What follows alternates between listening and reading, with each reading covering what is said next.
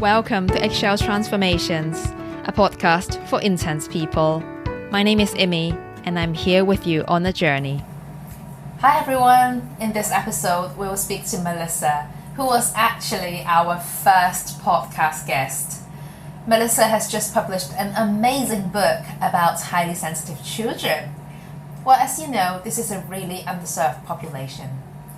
We will discuss how we know if our kids are highly sensitive. How do we deal with it if we are also highly sensitive?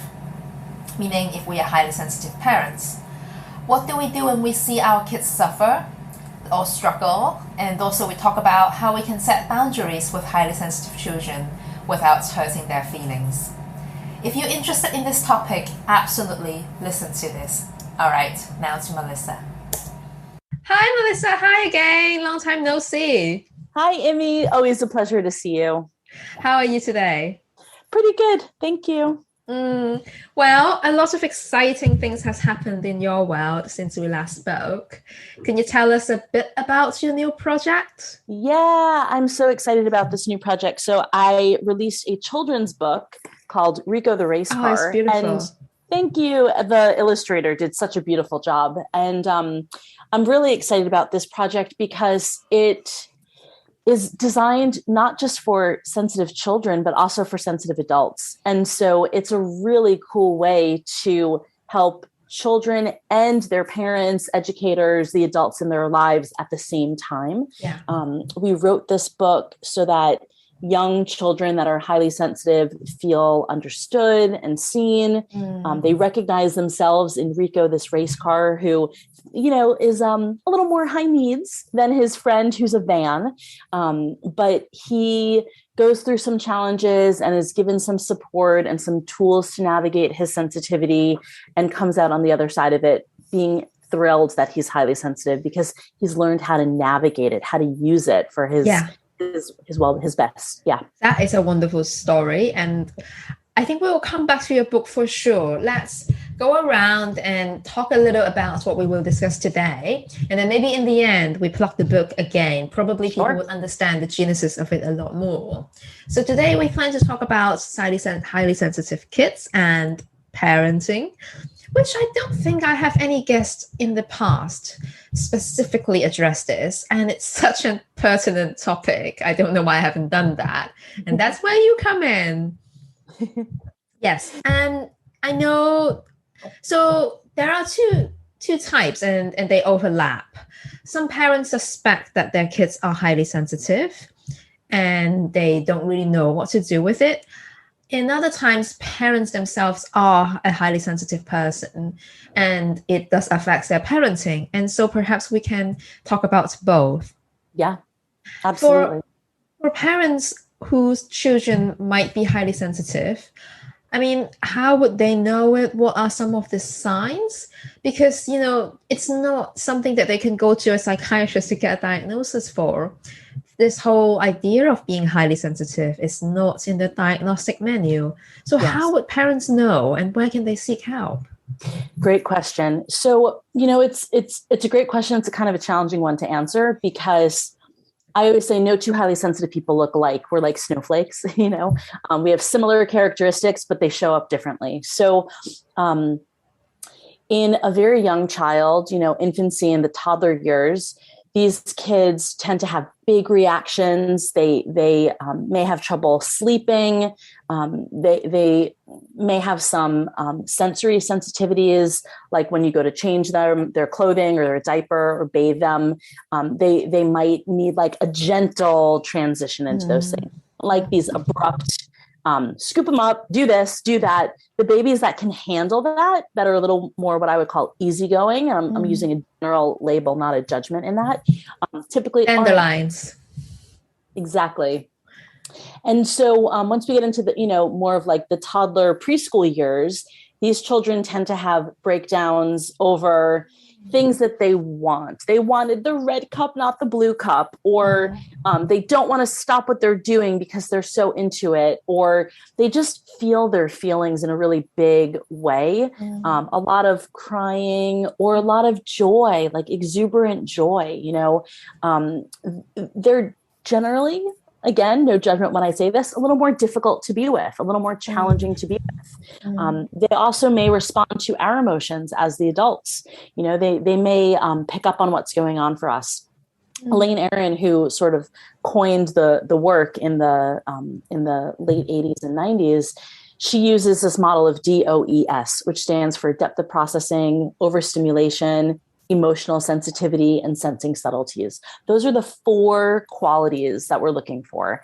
And in a child, it's going to look like them becoming overstimulated after playing on the playground or being in a music class or coming home from school and having maybe a bit of a breakdown.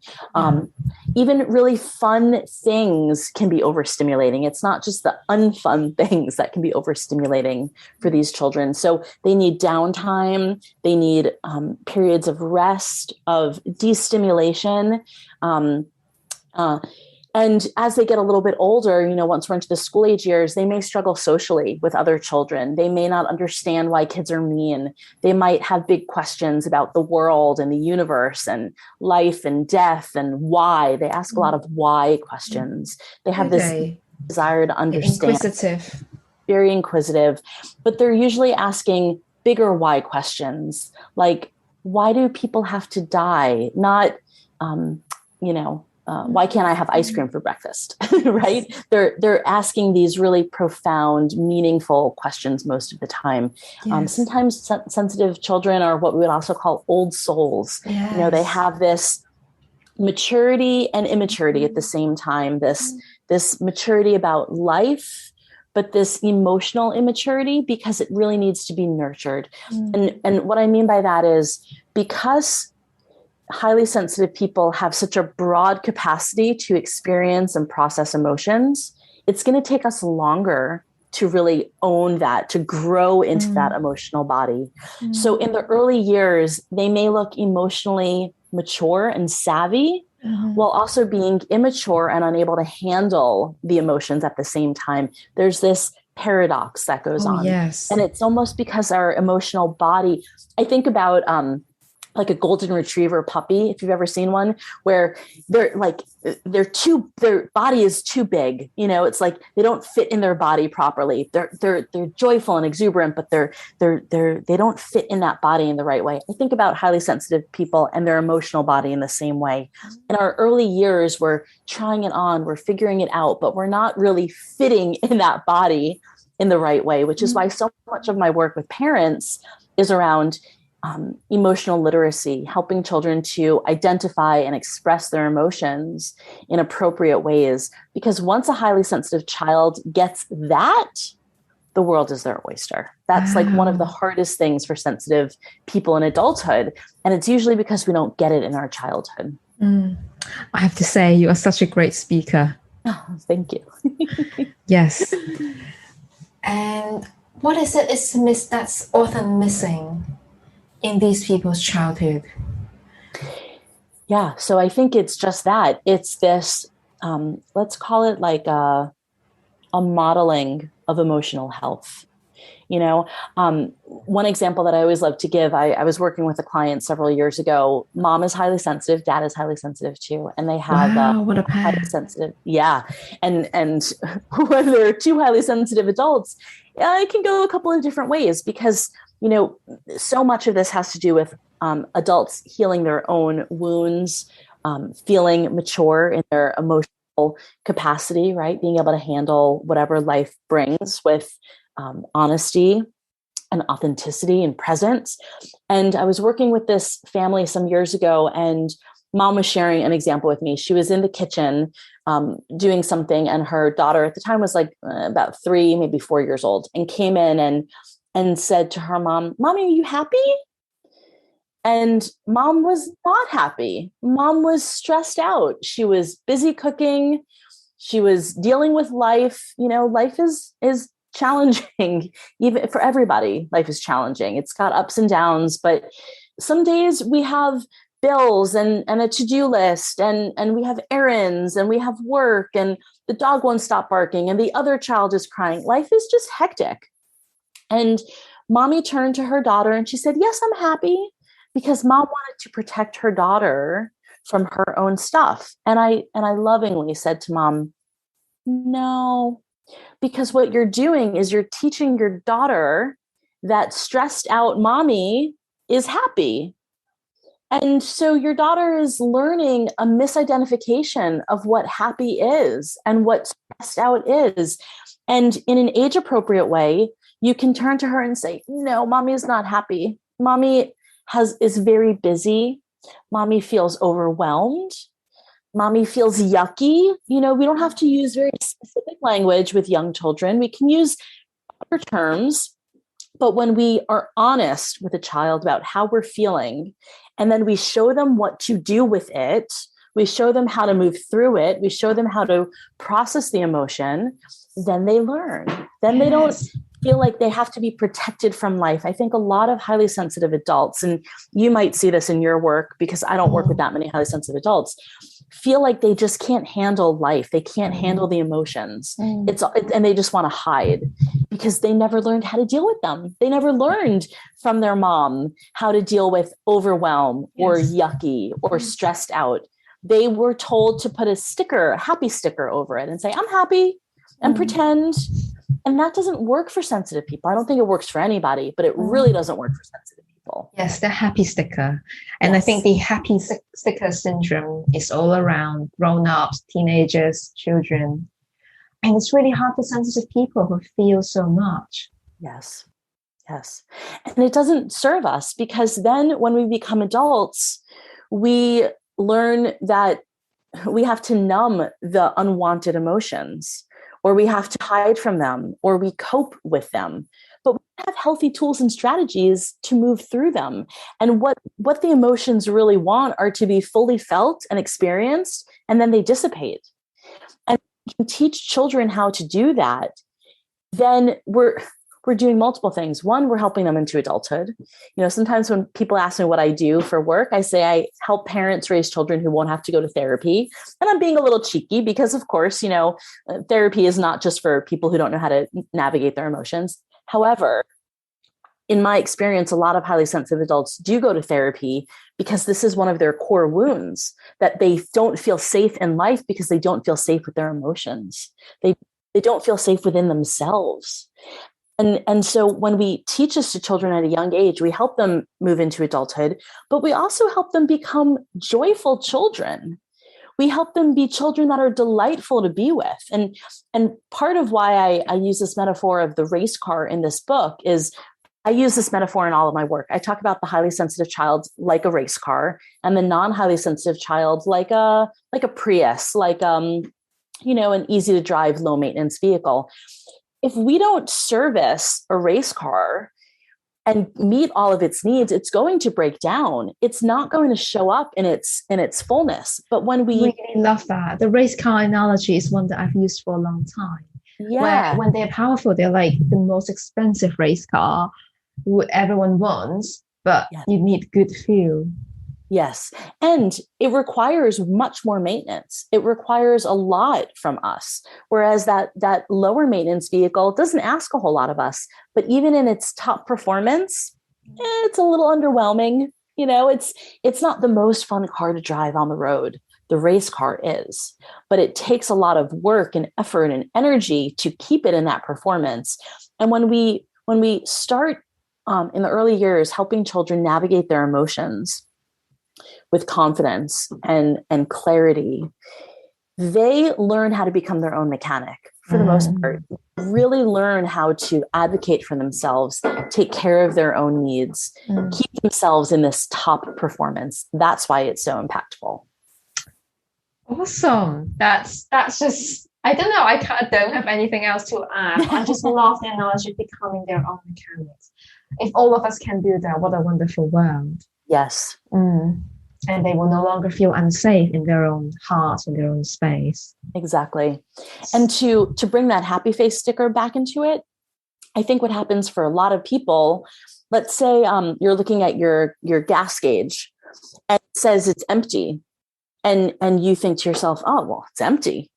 I just have to put a happy sticker on there.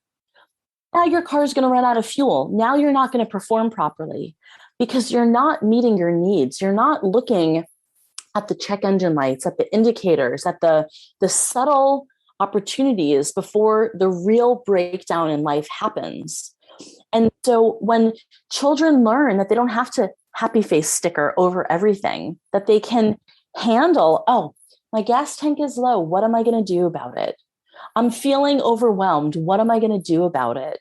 Now they can get through life and thrive and be the race car they were meant to be this performer, be this brilliant, wonderful, fun, move through life in the vehicle that they were born with. But what happens is so many of us don't learn how to do that. And so we have coping skills, which in adulthood might look really unhealthy, drinking or using drugs or shopping, or these days using the internet to zone out, or having codependent relationships, all of these really unhealthy ways to avoid looking at our empty fuel tank, right? To avoid looking at life's indicators that things aren't working for us because we don't know how to fix them. We don't know how to handle the overwhelm or the disappointment or the frustration because we weren't taught.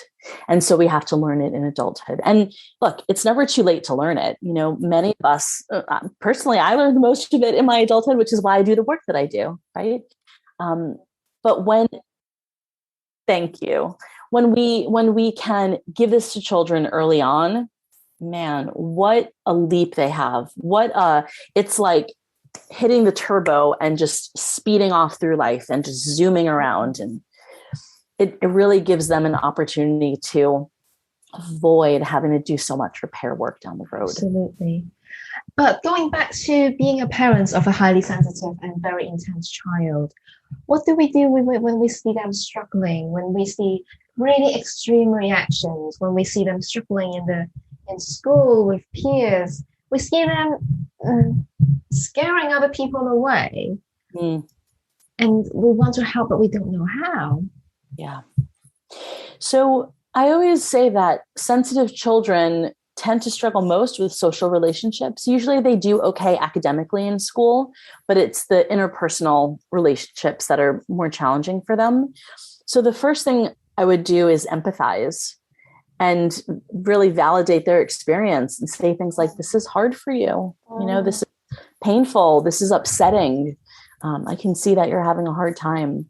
And depending on the age of the child, if they're, I would say like school age. I think it's really hard for parents to not jump in and try and solve the problem. Yes, absolutely.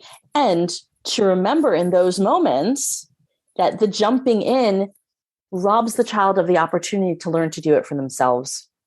It's that in those moments, if parents can remember, this is where my child learns to do for themselves. This is where they become their own mechanic. This is where they learn the tools to handle life.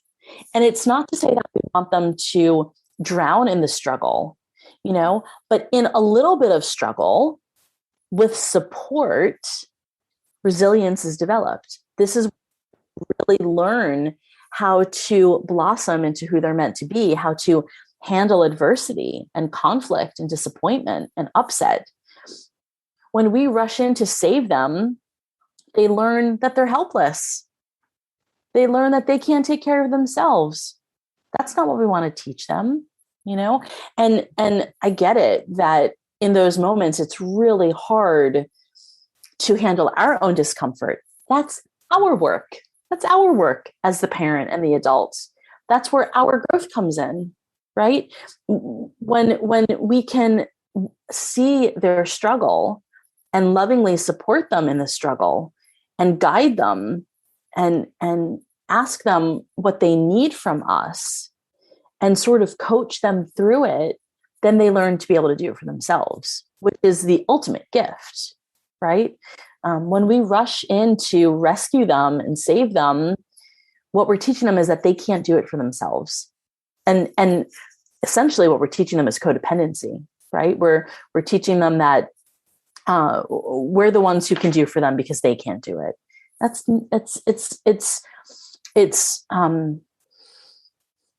not what we're really wanting them to learn. So, once children are about school age or older, middle school, high school especially, I would also encourage asking them, what do you need? What are your ideas here? Let's brainstorm together. Because most of the time they have ideas within them, but they just can't access them because they're waiting for us to jump in and rescue, right? So why are they going to advocate for themselves if somebody else is going to be the one to take care of it for them? Yeah, you've brought up some really good points, and I love that you give us very concrete things of what to do and what not to do, and explain the rationale behind it. Basically, we need to support our highly sensitive kids to learn to be their own anchor and not jump in to solve problems for them, so they wouldn't be waiting for other people to help them as they grow older. Exactly. It's what gives them the confidence to handle life, to feel safe, right? Because when they have the resources within them, they can handle what life brings. I think a lot of highly sensitive adults don't believe that they have the ability to take care of themselves. And what would feel more unsafe in the world than that? To have this false belief that you need someone else to come in and rescue you. It's very unsettling to live that way, to live with the confidence and a knowing that you can handle life, you can take care of yourself, makes you unstoppable in many ways. That's unstoppable, like a car. Yeah. Sometimes what happens is the partners, the spouse, the parents don't agree with each other. Let's say our partner disagrees that there's such a thing as being highly sensitive, and they think the child is just being weak and we're just being melodramatic. Is there anything we can? I mean, this is such a hard question. Honestly, if someone asked me that, I would probably recommend couples counseling. Yeah. But if you do have any idea of anything we can do to help the parents be on the same page, or any resources? Yeah, I agree. It's a very challenging question, and it's probably one of the hardest things that I see in my practice. Without overgeneralizing, usually dads have an opinion that the moms are coddling the children. That's the broader experience that I tend to see. It is hard. And I think couples counseling is actually a great idea, especially if the therapist, the counselor, the coach, whatever it is, understands high sensitivity. What I tend to do in those situations is I start with the science. I start by talking about the research that we know about high sensitivity, about this trait, this genetic trait that is inherited, that is innate, that is wired into our neurology, that is not going to change. And what I often tell the parent who is more reluctant to move forward with more nurturing discipline strategies is that they can approach their child in whatever way they want to. But what the research shows is that the child's behavior is indicative of their inner landscape. And if this child wasn't struggling, their behavior would not be so challenging. And if they are willing to try a different approach, I can promise that they will see different behavior in that child. That's amazing. So give them a lead in, basically. Start with the benefits. Yes. Because once they begin to open up their mind, I mean, that's really what we're talking about, is how do we get somebody to become more open-minded about accepting high sensitivity as being legitimate? That's why starting with the science and the research is really helpful. If we were talking about empaths or intuitives or, psychic experiences, it'd be much more challenging because that's not scientifically researched.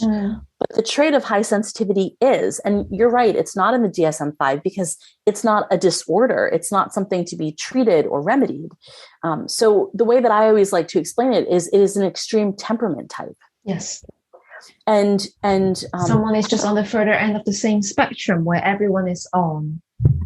Exactly. And generally, it's people are more sensitive, more intense, more reactive, maybe more moody. These are all aspects of temperament.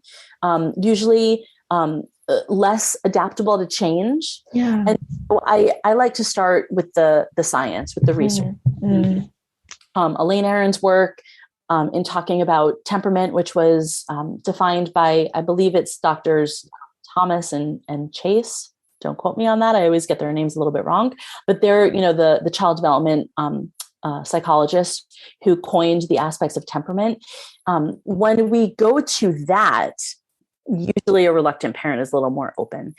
The other thing, just to keep in mind, if you're a parent and you're listening, and I experience this in my own relationship, and this is the work that I do, it's usually very hard for a spouse to hear something from another spouse. And so sometimes turning to an expert who is saying the very same thing that you are saying can be much more impactful.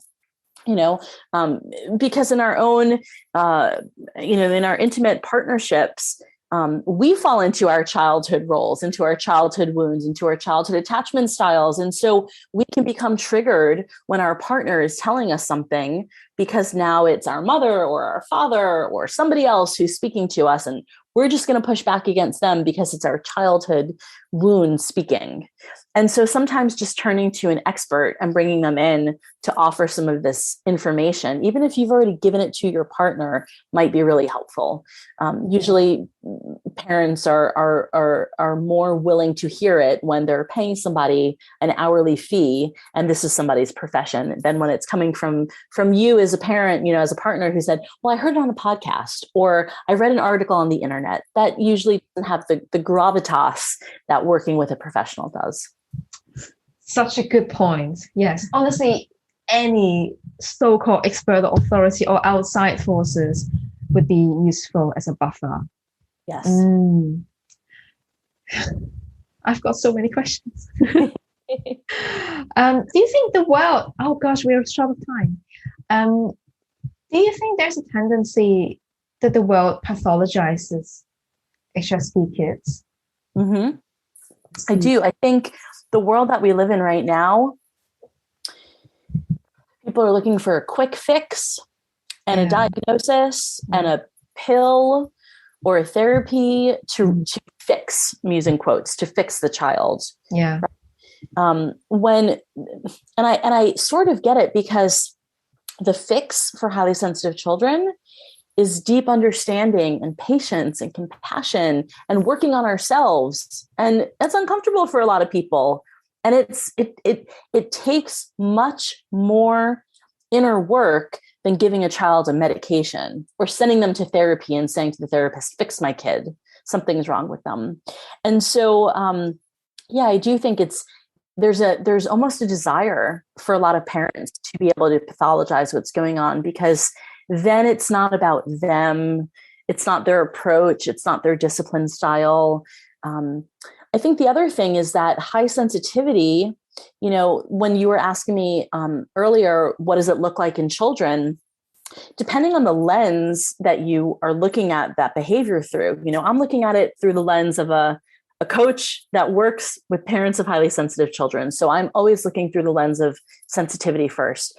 But I also do a lot of work with children that have sensory processing disorder, because the behaviors can very easily overlap.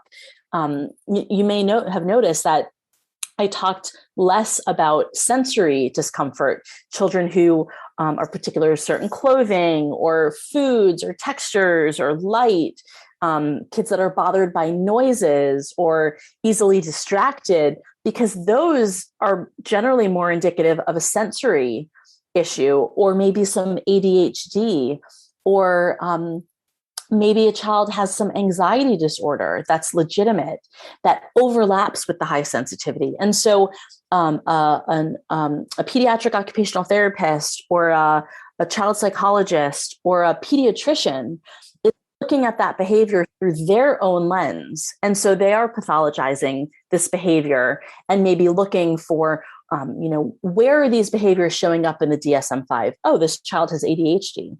No, maybe not. Maybe they're just highly sensitive. And if we shift a couple of things in their experience, those behaviors will change. So it also really depends on who you're going to for support and guidance. A lot of times parents come to me after they've talked with their pediatrician, and I think to myself, oh my gosh, the pediatrician knows about the physical well-being, right? About this child's development. But most pediatricians haven't even heard about high sensitivity. It's not on their radar. And If a parent comes in and says, I have a fussy baby and they're not sleeping at night, they're not thinking high sensitivity and let's dim the lights earlier. Let's give them a soothing massage before we put them to bed. Let's swaddle them tightly. Let's not swaddle them if it doesn't work. Let's use music. In other words, they're not looking into what's going on for the child. They're just looking at the behavior. And so it really depends on who you turn to for support in the way that this child is going to be treated. Going back to that car metaphor, you could take that same vehicle to a dealer, to a mechanic, or to a hobby mechanic, right? To somebody who tinkers on the car in their garage. They're going to have a very different diagnosis than the car dealership who's got all of these fancy computers to hook it up to. And, the garage mechanic might say, oh, I've seen this before. I get it. I know what it is. And the dealership might say, well, we've run all of the tests and all the bells and whistles. And now there's 8 different things that are wrong. Let's do all of them. No, maybe not. Right. So it really depends on the lens that you're looking at the behavior through, if it's going to be pathologized or if it's going to be identified as an extreme temperament type and then, diagnosed and treated with a shift in discipline and a shift in empathy and a nuanced understanding of what's going on in that child's inner world. Yes. Oh gosh. So we need to move on to parenting if we are highly sensitive ourselves. I guess I'm not going to ask you basic questions like how do we realize we're highly sensitive, but how realizing you are highly sensitive could help. Maybe a better question, if that makes sense. Like how acknowledging that we are having this neurodiverse trait ourselves, could be a strength rather than something that makes us feel, oh no, it's a bad thing. I think identifying high sensitivity in ourselves is very empowering. I mean, I remember when I discovered Elaine Aron's work, it was well after I knew something was different about me.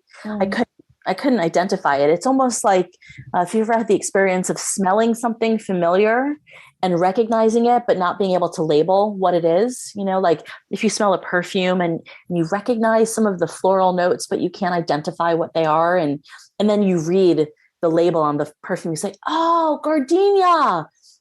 Yes, I knew I recognized it, right? Mm-hmm. So identifying the trait in ourselves is just this, for me, it was like a coming home. It was just a real validation.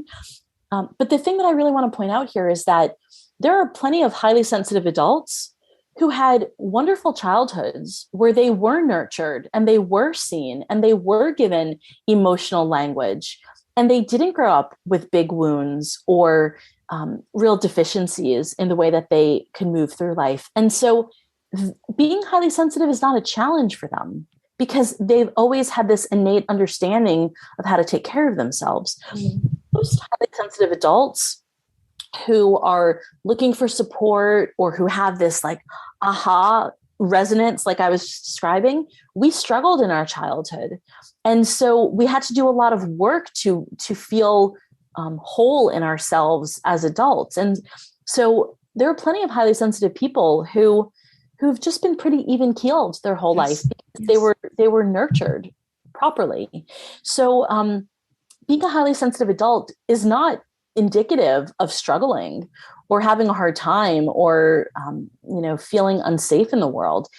Those things are more indicative of having struggled on the path, right? Of having some wounding or trauma or unhealthy relationships or inappropriate experiences in your childhood. Those are the things that are going to lead you to kind of struggle in your sensitivity in adulthood. Thank you. That's very thorough and really helps to empower us to see it as a gift. Yes. You know how noisy and excited kids can be, especially if they are excitable. And as a highly sensitive person who finds things so overwhelming very easily, how can we handle the noise and the sensory overload? You know how kids always want our attention and go, Mommy, Daddy, look at what I drew, look at what I sing. And it's so lovely. But if we can only take so much of it a day, how do we deal with it without hurting our kids and without feeling bad? Yeah, It's a good question. So I'm laughing because I'm like, are you in my head? Are you in my experience when you say that? I have an 8-year-old stepdaughter who is very loud, bless her heart, lovely, very needy of attention. And it is very overwhelming. And so I have to take little breaks, and earplugs work really well for drowning out some overwhelming sound, especially when my nephews are also here, or she has a friend over, or she's playing with the dog and now the dog is barking and she's making noise. Personally, I'm very sensitive to sound. It is the sense that sets me into overwhelm the easiest. And so keeping like earplugs around or stepping away into a quiet room, fortunately I work from home. I have an office. It's my sanctuary. There are times that I come into it when I'm not working and I close the door and I sit on my meditation cushion because that's what I need to bring myself back into balance. So the first thing is recognizing when you're getting close to your own overwhelm and doing something about it before you reach it, which is something that we want to teach the children also, right? And so there's nothing wrong with saying, it's very loud in here. I need to step away for a few minutes. What if you can't, though? Say again, sorry? What if you can't? There's only you, there's your kid. How can you set boundaries with them without hurting their feelings? Well, in terms of asking you all these really difficult questions. Well, they are difficult questions because they're what happened in life. But I want to say that when we plan ahead, we can do it with more ease. When we wait until we're in the midst of it, good point. We're not going to be able to really do it in an appropriate way. If we wait until the kids are screaming for us to say, stop it, you're making too much noise, use an inside voice. Now we've lost it, right? Now we've reached overwhelm. We've become dysregulated. We're now showering that on the children. We're not modeling what we want to model. So when we can see the tipping point coming for us, and then we say something to the children like, it's too loud in here. This is something that I go to. This is my go-to language. It's too loud in here. I don't want to yell, and I'm getting close to yelling and telling you to stop. So we all need to take a break and bring the energy down, right? Or it's too loud in here. It sounds like you're at the park. Let's go to the park where you can run around and scream and play. The house is not the place for that. Or you can go in the backyard and do it. In other words, we offer options that let the child meet their need to run and play and be loud and be a child appropriately. One of the things that we struggle with in my house is running up and down the stairs. We don't do that. It's not safe. And so every time I see my stepdaughter run up the stairs, I remind her the stairs are not for running. They're for getting up and down the floors. If you want to run and climb, the park is right across the street. Let's go. We have a whole backyard where you can run and play. This is not the place for it. And so we just redirect them into a brilliant example of how you redirect things. Yes. Yeah. But the real key is to identify the places where you struggle. And then when you're in a calm, regulated state, that's what you need to brainstorm. That's why when I coach parents, when we're on a coaching call, we're all regulated. We're calm. We don't have the children in the room unless we're working with the child, which is something else completely. But when it's me and a parent or me and a couple, we are in a regulated state. So we can come up with these ideas. We can put them into our back pocket, right? Sometimes I'll encourage parents to write this language on their phone and keep like a folder in their photo album of things to say in the moment and pull it up. That is such a good self-regulation strategy. Yeah, because when we become dysregulated and then we model inappropriate coping skills, what we're doing is we're teaching the child what we don't actually want them to do. That's right. And I also want to say, nobody's perfect at this. We all lose it on a regular basis because it's stressful having children and being with them. And when you do it wrong, I'm using air quotes because we can never really do it wrong, but when you realize that it wasn't your best, you have the opportunity to turn to the child afterwards and say, I'm sorry I yelled. I'm sorry I said that. That wasn't the right thing for me to do. I could have handled it differently. I was feeling so overwhelmed. We can then turn to them and acknowledge our error in handling it and repair the relationship. And by doing that, we're actually teaching them it's okay to make mistakes. And I'm not perfect either. Nobody's perfect. There's no standard to hold ourselves to. It also teaches them that they're allowed to make mistakes, that we have grace, we have forgiveness, we have love and acceptance in the family. So don't be hard on yourself if you mess up. Just own it, acknowledge to the child that you could have done it differently, and then try to do it a little differently next time. That's how they really learn. Yeah. Well said. Melissa, I noticed the time. I mean, I still have a few questions. It would be great for us to continue, but if you need to go. Let's do one more. Okay. Ooh, yeah. One more. That's hard.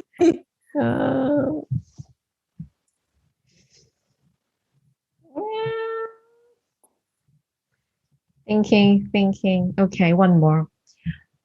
Well, as someone that's highly sensitive, whether or not it's grounded in reality, it can be quite easy for us to feel rejected and criticized sometimes, even though the reality is not the case. You know how teenagers can be a bit harsh sometimes? Yeah, I wonder, is there a way of dealing with that and try not to take things personally as a parent? I think that's my question. How to not take things personally as a parent? Yeah. So the thing to remember is that young children, teenagers, whatever age the child is, they are trying on identities. They're trying on ways of expression. And they try them on with the people that they feel most safe with. So when your teenager is sassy or nasty to you, if you can say to yourself, this is about them, not about me. They're saying this to me because they feel safe with me. I'm going to give it some space to calm myself down before I respond. And then you say something to them like, what you said really hurt my feelings, or what you said was not kind. Can we talk about it? Can we have a conversation? Most of the time, when teenagers have been raised in an environment where these kind of things have been happening, they'll be open to having that kind of conversation, right? If they feel safe enough with their parent, be able to express what's going on, where a parent can hear it and not be super reactive or take it personally, we'll be able to have this kind of interplay. I remember years ago getting an email from a friend of mine. Her son was 7 at the time. Now he's in high school. And she was so upset. And I said, what's going on? He said I was the meanest mom in the world and he hated me. And I said to her, here's the good news. If he didn't feel safe enough to say that to you, he wouldn't say it to you. He doesn't mean that. So good. You are so good. Yeah. He doesn't turn to me and say, you're so mean, I hate you. He doesn't know me, even if I was mean to him, because he doesn't feel safe with me. There's not that trust in the relationship. So if you can, in your mind, remember, the meaner a child is to you, the safer they feel with you. And instead of taking it personally, like, how could they say that mean thing to me? I've done all of this. They're so ungrateful. And instead say, they said that mean thing to me because they feel safe and they trust me. How am I going to be able to respond to this to continue building on that safety and trust? How can I turn this into a dialogue to get to whatever hurt is going on in my child, that they would express it in this way? Now you can really solidify that relationship. Yeah.